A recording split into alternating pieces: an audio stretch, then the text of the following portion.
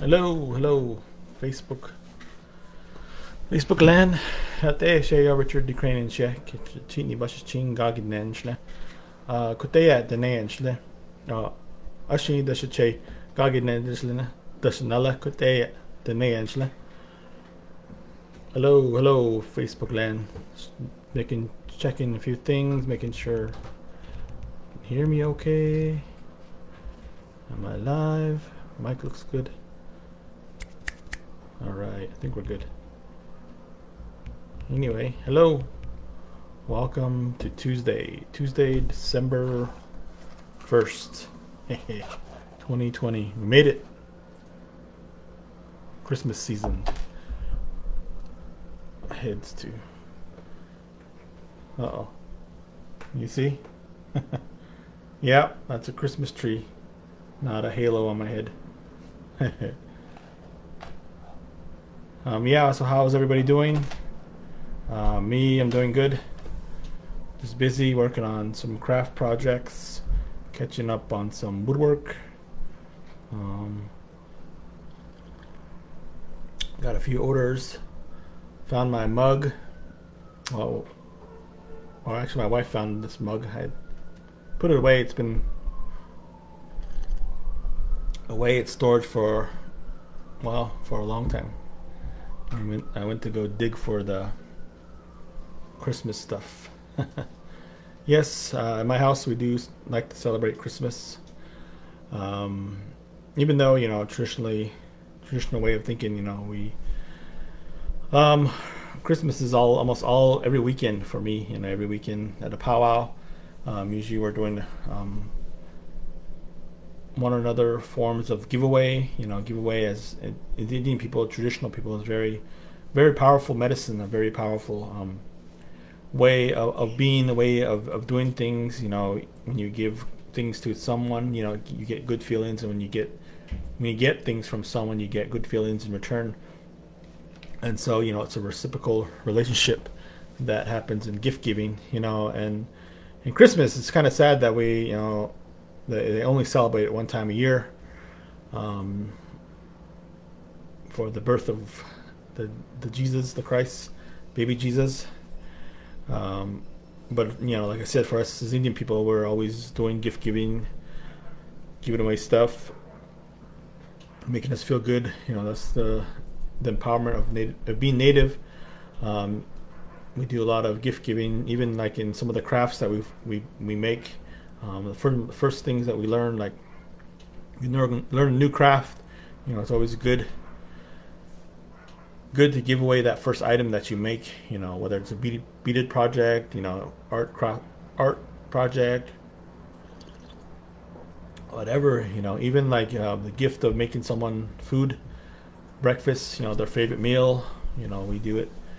We love to do that. We love to have a celebration. We love to have a good time. And I think as a kid, even on the reservation, we did Christmas. I remember as a kid we made a bunch of these chains. It was really good as a craft project. We made it more traditional, though, more native. Back on the res, but yeah. So today's my talk. My talk's going to be about traditional storytelling. Last week we talked a little bit about a few stories. We talked about my son told the story of the prairie chicken.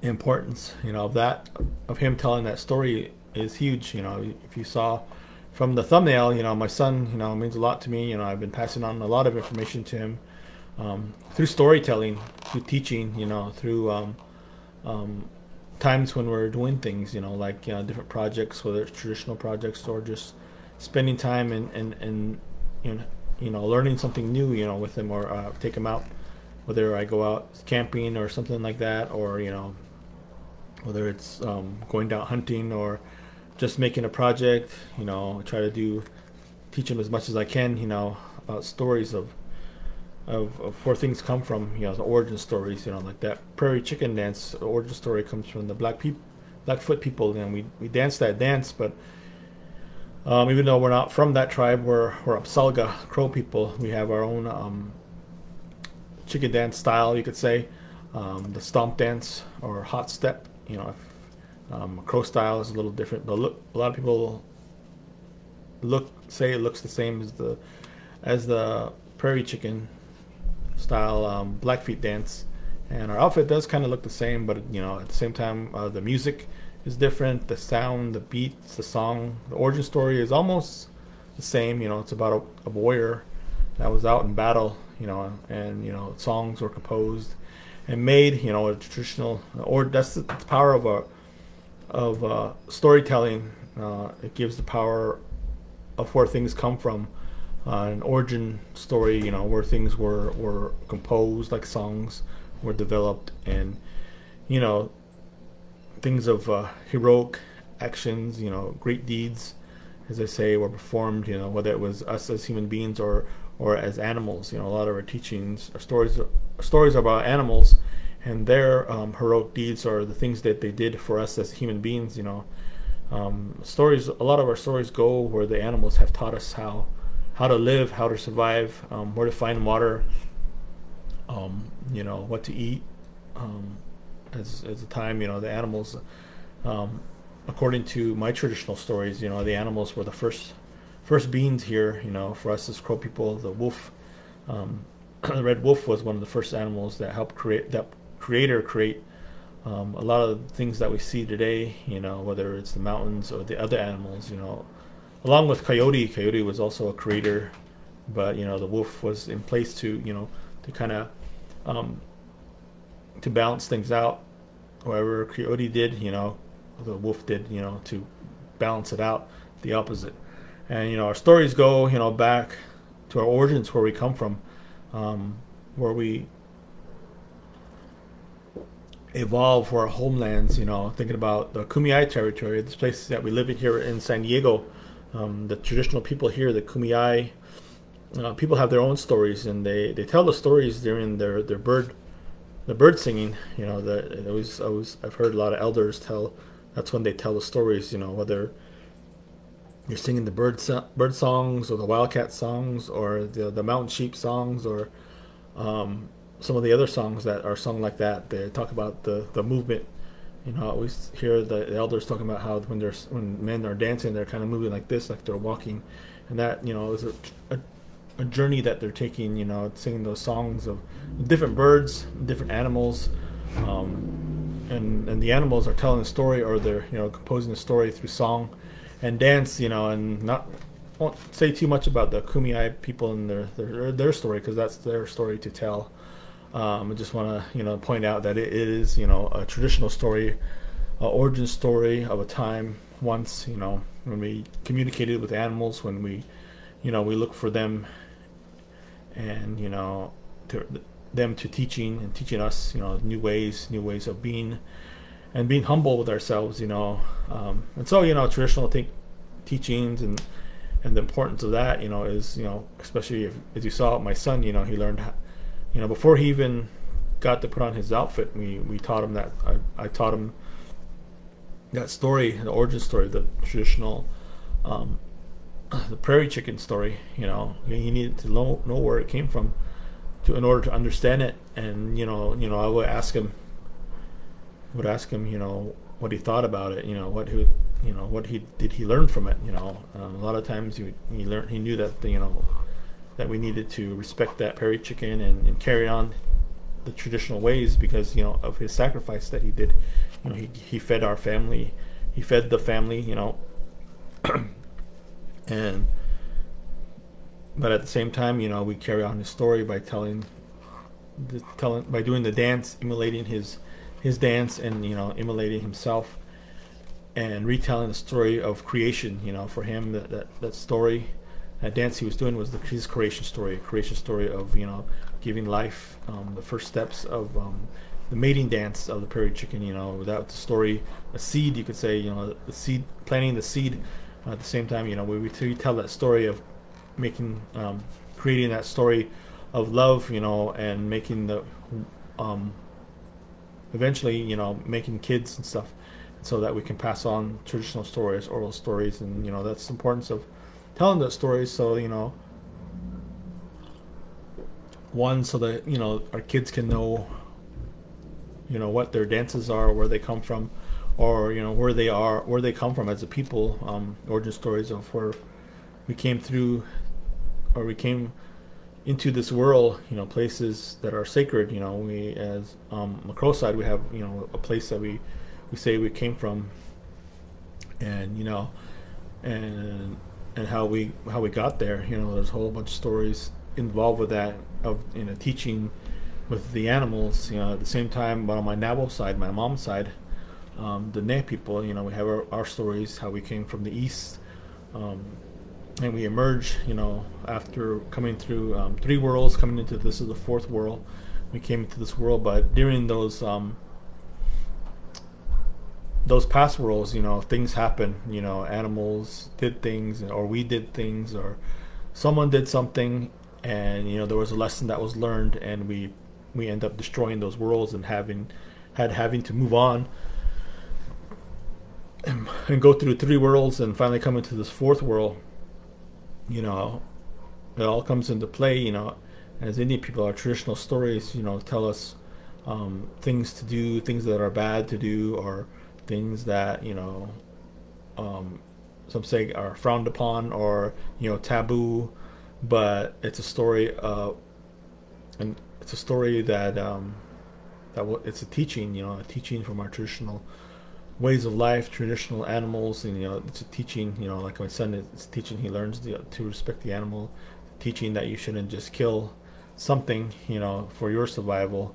You should always, give an offering. A lot of times as Indian people, we give offerings of tobacco. If we take, I think last week we talked about, our plants, our food, where they come from, offering tobacco, whether we're planting corn or collecting corn or harvesting, we always do an offering. Gifting, you could say, just like Christmas, it's a gifting. Also, we gifted, with tobacco, or we gift the plants that we're taking, for ceremony. Whether around here we would gift the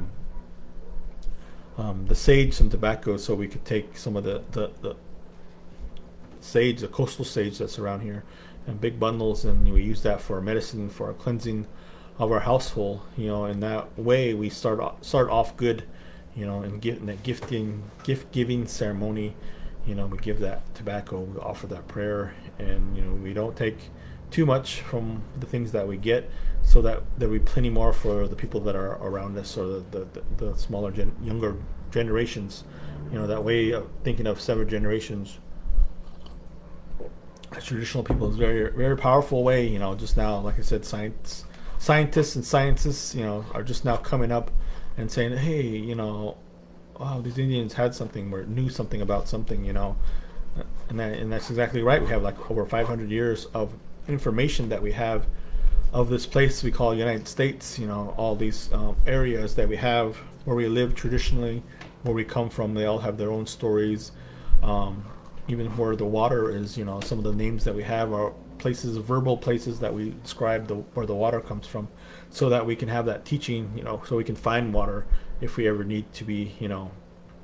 We have that teaching to our traditional stories. Even the stories tell about, like I said, different watering holes, or different places that we travel, that if you know that story, you can find that watering hole in case you ever need, survival wise, that story.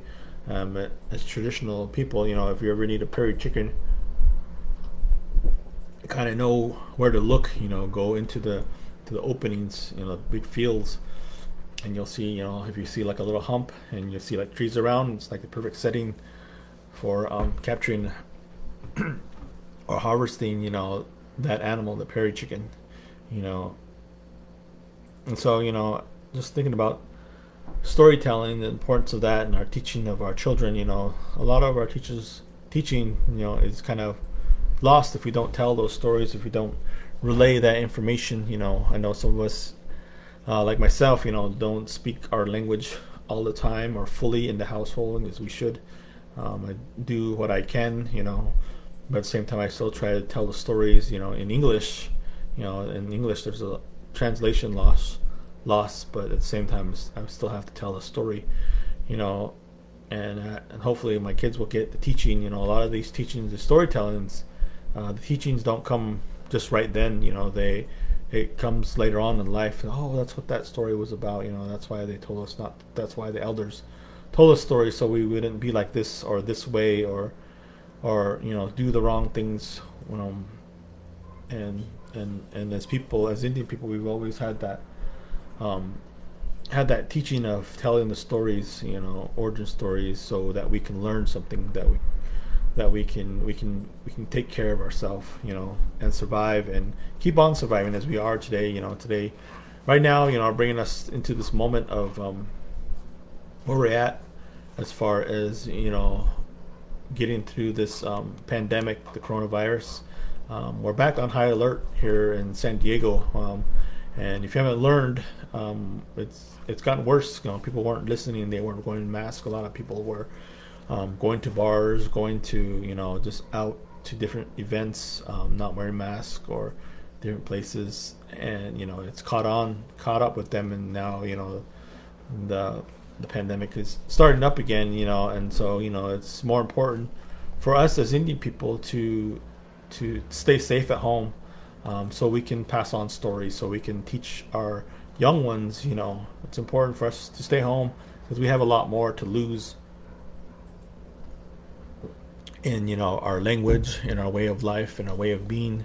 We're small in numbers as it is. Those are even important, and a lot of us are diabetics, so it's even more important for us to stay home. The percentages are up there now. If you go to a store, just even going to the grocery store, the percentages are up, meaning that you can get exposed. Even your exposure it has increased. There's more chance of exposure because the numbers are up. And so in thinking that way, we should think about staying home a lot more and figuring out what we can do at home, whether it's just doing decorating or going through our storage, whether it's teaching or learning the story. There's a lot of outlets or outlooks or places that you can go on the internet. If your tribe has internet capabilities and have put stuff on the internet, you can learn from. You can learn and then teach your kids. Whether it's a story and stuff. Like both the Crow tribe and the Navajo tribe have done pretty good. They created language apps, for my son. My son learned a lot from this Crow language app, and now he's been learning a lot from the Navajo language app. What's that Navajo language app called that you're doing? Delingo? Delingo. It's pretty good. It's pretty good because, he's been telling me stuff, just the other day I was leaving and he said, I'll go in that shaja. That means I'll see you later, Dad. In my language, and he's been asking me a lot of stuff. He's asking me to correct his pronunciation, and I've been working with them to do that. That's something you can do. For me, I do a lot of craft stuff. I try to, stay away from the outdoors or from other people, and always wear my mask and try to wash my hands and do what I can, because I'm scared. I have diabetes. I'm native. I have stories. I like to continue on telling and keep on teaching. And with that, as I said, as traditional people, we have much more to lose. Whether it's our language or our traditions, or because we're a smaller number. So it's most important for us to stay home and stay safe at home. Do things that that take care of yourself. Self-care is very important at this time. And like I said in my earlier talk last week, is if you're lonely or if you feel lonely, give someone a call. Just talking to someone is a gift. Just hearing their voice is a gift for yourself and for that person. This idea of giving gifts is very powerful, and it can help you and give self-care. Listening, calling my mom when I need to, and listening to her voice. And sometimes get annoyed by our relatives a little bit, and they push our buttons certain ways, like our brothers or sisters, but at the same time we still love them, we still care for them, we still want to hear their voice. And and we're good now. We're not Republicans, we're not Democrats anymore. We can stop talking about politics. But anyway, I'm just teasing.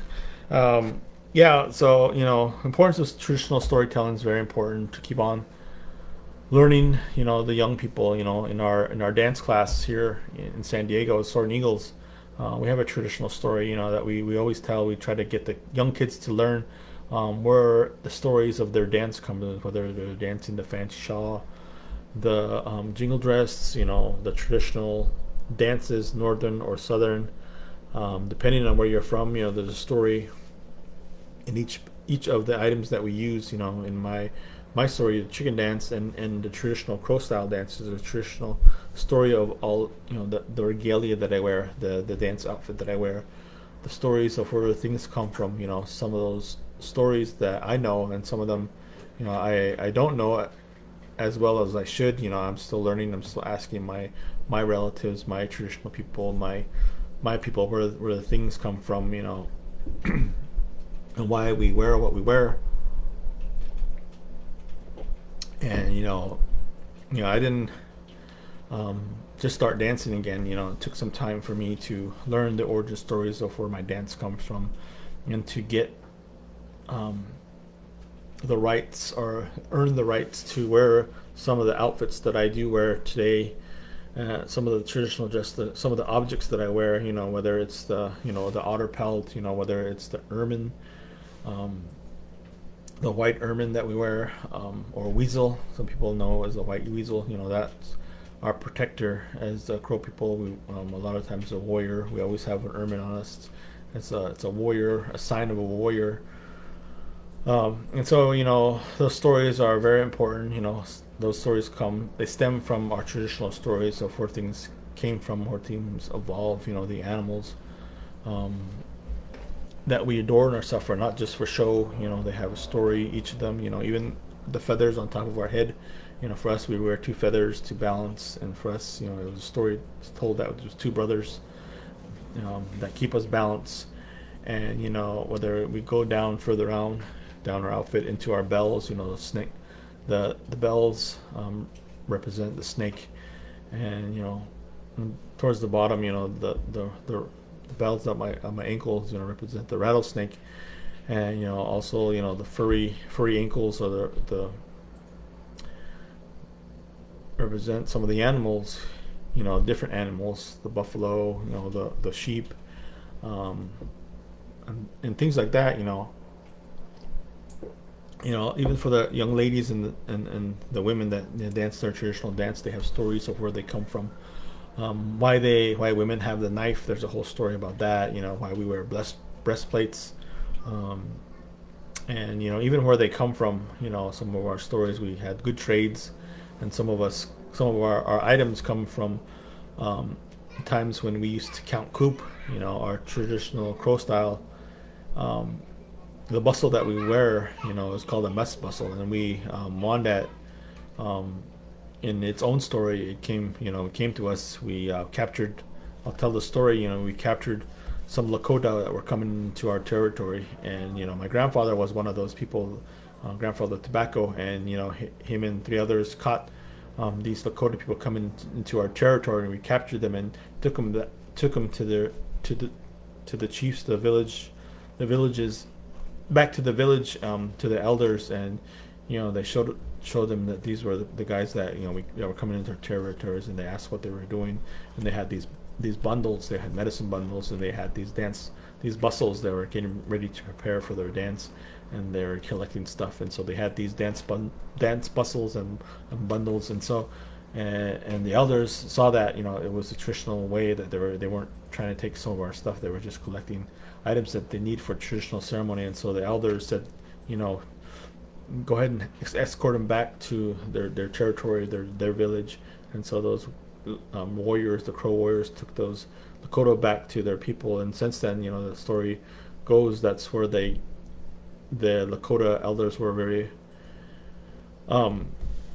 thankful and very grateful that we got the stuff that they needed, and they gave us the rights, the responsibilities to take that dance bustle, which was the mess bustle that we wear. You'll see sometimes, it's called a mess bustle. And I know one of my uncles was wearing one of the ones that came from that time. Was there a remake of the Mess Bustle.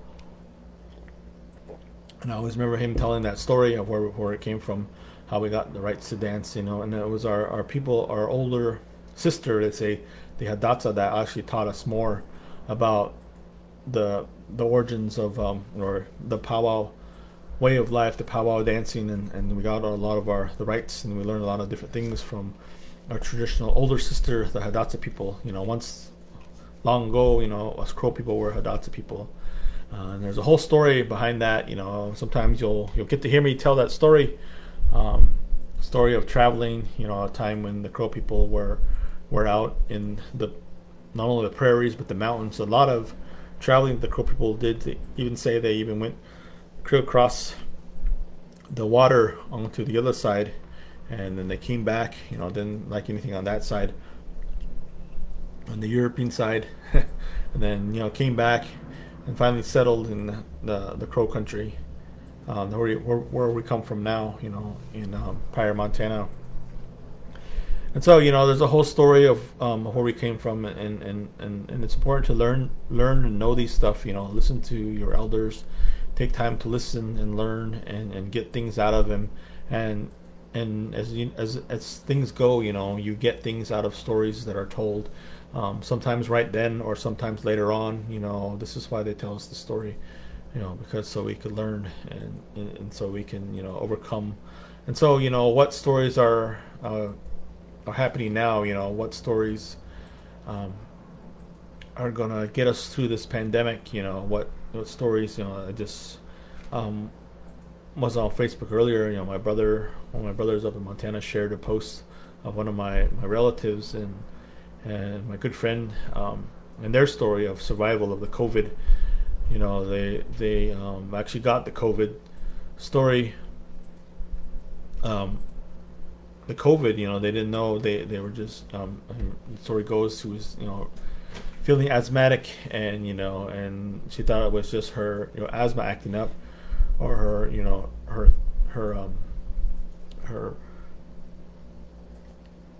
allergies. But eventually she got her husband to take her to the hospital, and come to find out she had the COVID. And so she went through all that, the terrible pain that she had to go through. She had the story that she told. She pretty much got there. It took her vitals, and they tested her, and then pretty much she blacked out, and she didn't wake up for 2 weeks. And when she woke up, she was still really weak. She didn't know where she was, and so the nurses and the doctors had to actually talk to her and make sure, how many fingers do I have, who's the president of the United States, and it's a whole story, very, a tearjerker, you could say. At the same time it's uplifting, because she survived, and her husband survived, and her family survived, and but at the same time there's still tragedy. A few people in my family, passed away because they got that COVID and didn't make it, and it's hard for us to be able to get back to even go to a funeral, to say our last goodbyes. And at the same time, we have to stay safe. We have to do things about it. That we have to what do you say? You have to have some sort of discipline. And the one thing that we know as Indian people, that things are ever changing, things are ever evolving. We're always adapting new ways to survive, and right now we have to stay home, stay safe. Is the way to be right now. If you can go virtually, use the Facebook, use the live broadcast, use Zoom. I just see now my good friend Eileen George says, say a prayer for Larry Brown. I'm not sure what's going on. Prayers are done, are sent. A lot of times we just say a quick prayer to the Creator. Thank you, Creator, for all the things that you've given us. And we ask prayers and new beginnings, or healing prayers for those people that need them right now. We offer tobacco to the Creator to petition Him, to help us with these people in prayer and thanks. And so, yeah, and so there's a lot of heartbreaking stories out there. And at the same time, me personally, quite a few of my family have passed on. A lot of the people that I know, that I travel with during the powwow season, some of them have passed on because of the COVID, and some of them have survived. I have a good friend from high school. I think I told a story a while back, about her and her whole family. She has, I think, 3 boys and her husband. They all, got COVID, and it was a very sad story. And all we could do was just pray. But she ended up surviving. Her kids survived, and he survived. And they did a posting. They just said they survived COVID. They had a sign. It was very powerful. It was a very powerful story, a visual story, and it was sad, yes, but at the same time, there's that hope, that chance that that it's going to be okay,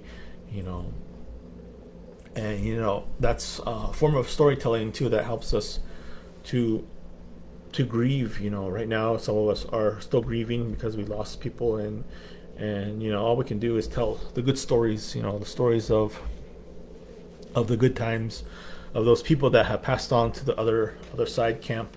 And the Crow people, that's what we say, the ones that have passed on to the other camp or moved on to the other camp. We give thanks, even during this Thanksgiving, we give prayers and thanks to them. We did an offering plate. I seen earlier that I had another friend that posted and talked about her offering plate. We also do that. My wife has done that for many years. Every time we have our traditional our meal, we do a prayer at the beginning. We do it with the water because that's what we were taught. And we also have a prayer plate for the prayer plate for the people that have passed on. And so we just take a little piece of our food and put it there and put it out for them, the spirits and stuff. And that way, it's a way of mourning. At the same time, it's a way of self-care, that we still care for those people, and those people on that side are actually still taking care of us. That's what we believe. Traditionally, those people are on that side of camp are still looking over us and still taking care of us, even though we're here and they're there.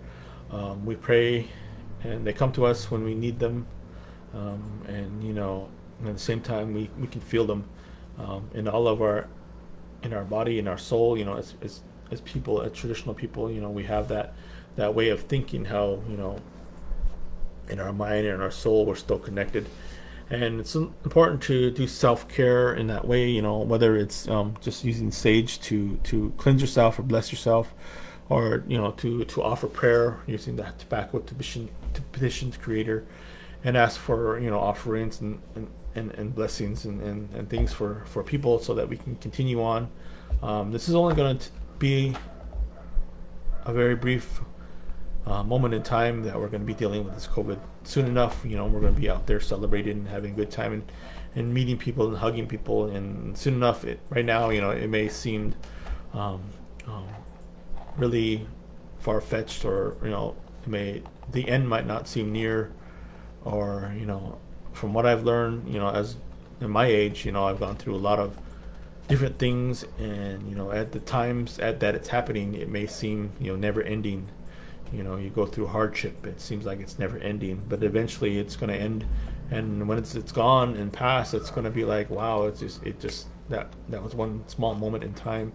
And what we do in this moment of time, in this moment, is up to us. Whether we choose to go out and get sick, or we choose to stay home and stay well, stay safe, and continue on with our traditional stories, our songs, and dance when the time's right. We'll be able to dance again. We'll be able to get out there and do the things that we normally do. Whatever normal is to you, we'll be able to get back out there and do the things that we do. I try to do as much as I can, and to keep my mind occupied, to keep my mind settle, continue burning sage, burning cedar, burning sweetgrass, burning some of the pine, some of the traditional medicines,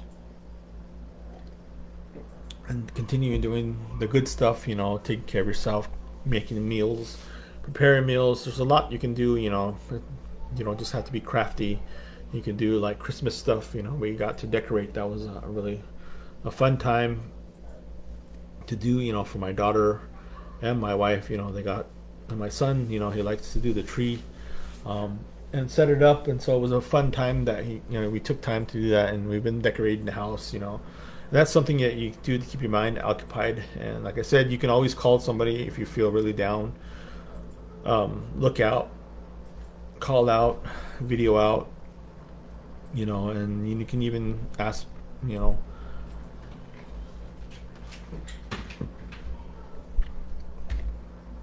for prayers and stuff, or watch, people like myself, talking on the internet live. We try to talk and tell uplifting things to make you feel good, to make you feel well. I'm glad to be here today. I'm always excited. I found my cup when I was digging in storage over the weekend. That's a form of self-care. Just cleaning. I like to, cleaning sometimes makes me feel good. I don't know why. Having a clean workspace, it makes me feel good. Sometimes, I get caught up with a lot of my projects, and things just start piling, whether it's my sewing area, or if I'm sewing or something, and just things start piling up, and I was like, oh man, it starts to bother me. But sometimes, I can, if I'm really in a rush, I can just go through it and just leave it. But most of the time, it ends up bothering me, so I have to clean up, or it bothers my wife, and so she cleans up. And I really enjoy a clean workspace, whether I'm working on my wood, or working on just doing the cooking. I like a clean kitchen before I decide to cook some food. Dishes have to be done, and things like that, and all the things that we could do to keep us. And like I said, in this time, this holiday season, a lot of us are celebrating still. A lot of us are having good times. We're celebrating, by buying gifts and stuff, and and hopefully you're not out there shopping. I hope no one is out there, getting exposed because they want to go to Black Friday sales. I just want everybody to stay safe, and stay and re-humble yourself. You don't have to buy everybody a gift. You can just talk to them. It's a gift enough, as traditional people. And then later on down the road, maybe for their birthday, give them a even bigger gift. Maybe give them double gift, for their birthday. Later on, for a Christmas gift, and then a Christmas present or a birthday gift, double the gift at a later moment when it's a lot safer. Just think that way. Change your mindset. And that's, as Indian people, we've always known how to do that. We've always known, we've always listened to stories. We've always listened to the people that have gone through experiences. Listen to your elders, listen to the people that have gone through life experiences, and learn from them. And also question them. Question the people that you get your information from. Sometimes people will give you information, but they don't have any experience behind it. They don't have no lived experience, and they just give you some information. Just like going to Wikipedia, you could find some information there, but is it true? Is it relevant? Is it factual?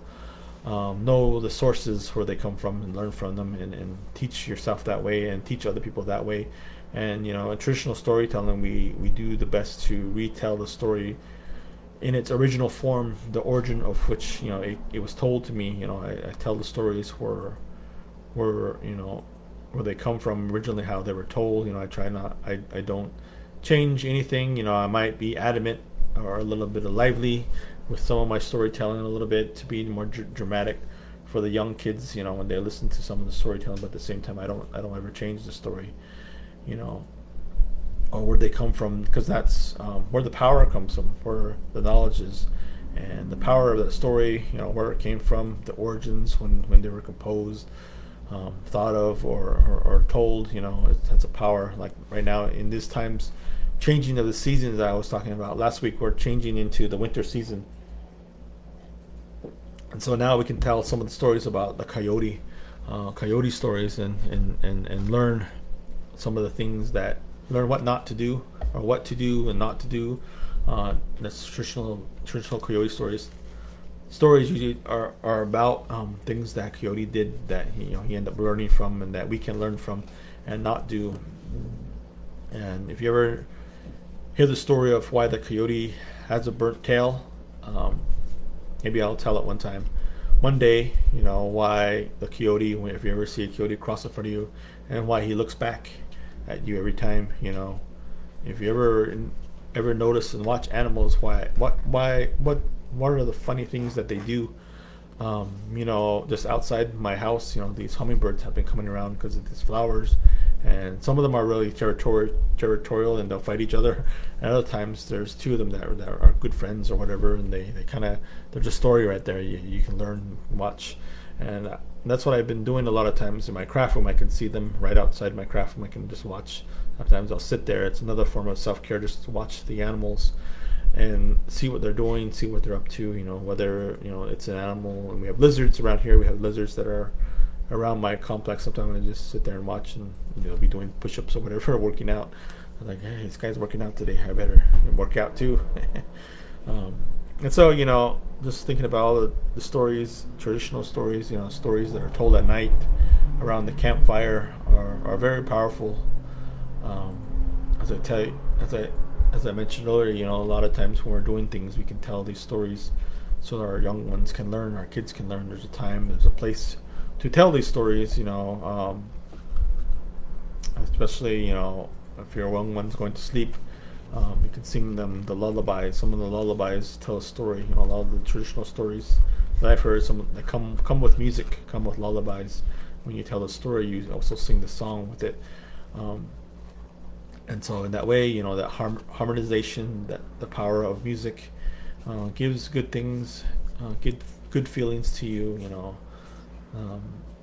and so that's the power of our traditional stories. They're told through actual storytelling, or through song, or through music, or through dance. And right now, I think we this past November, it was Native American Heritage Month, and I think the years before, we as a family, my family, we always go out and do traditional storytelling through our dance, our song, our music. We would be going out and going to different areas or different places, different schools. We would go to my son's school and tell the stories and educate people and educate students and educate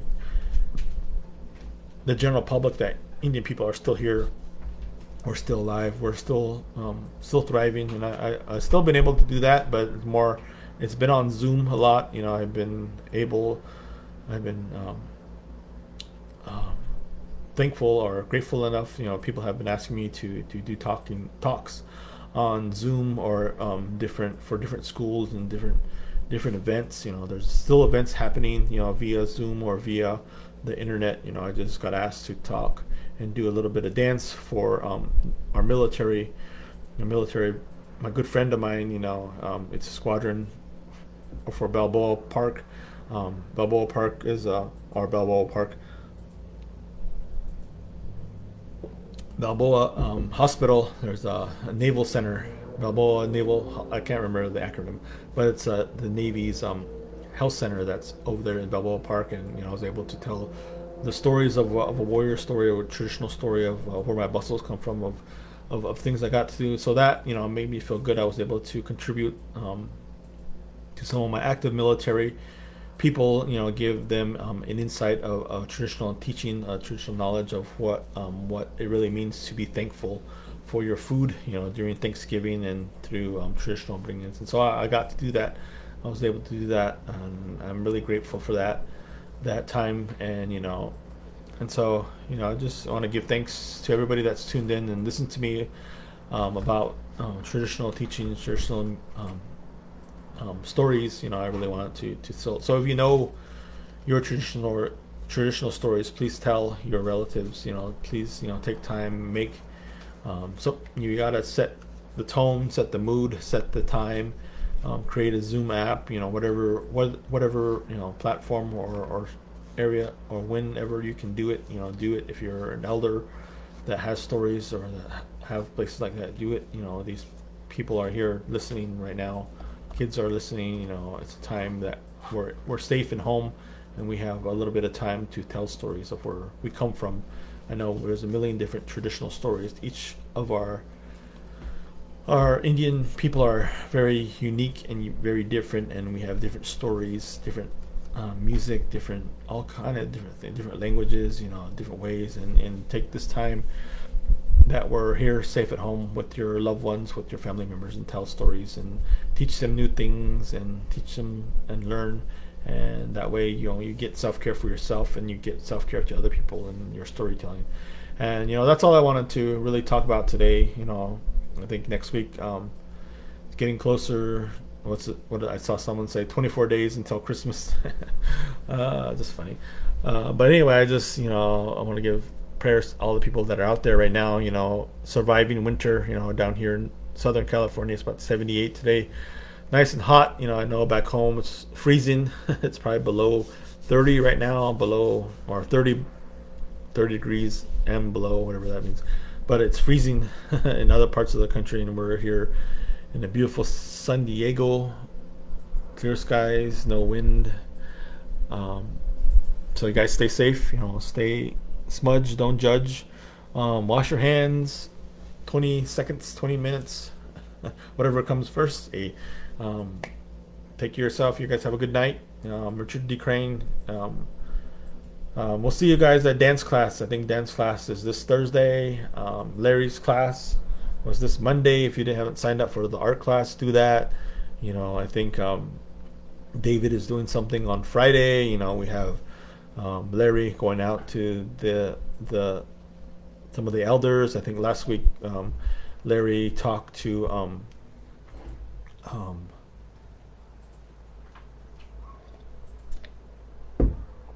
can't even think who we talked to right now. I don't know. But anyway, tune in to some of the other live broadcasts that they do here at the Health Center. Tune in. We just got to see Carolina cook some food. And some of the things that she cooks is really good. I've tried some of her fish techniques, or fish dishes. They've been really good. I just wanted to say thank you to everybody for tuning in. We'll have a good day, have a good night, whatever you guys are up to. Have a good dinner. Gotta get busy. I think tonight is baked chicken, rice, and broccoli. Sounds good. Gotta get that. Alright guys, have a good night. Adios. I'll go net.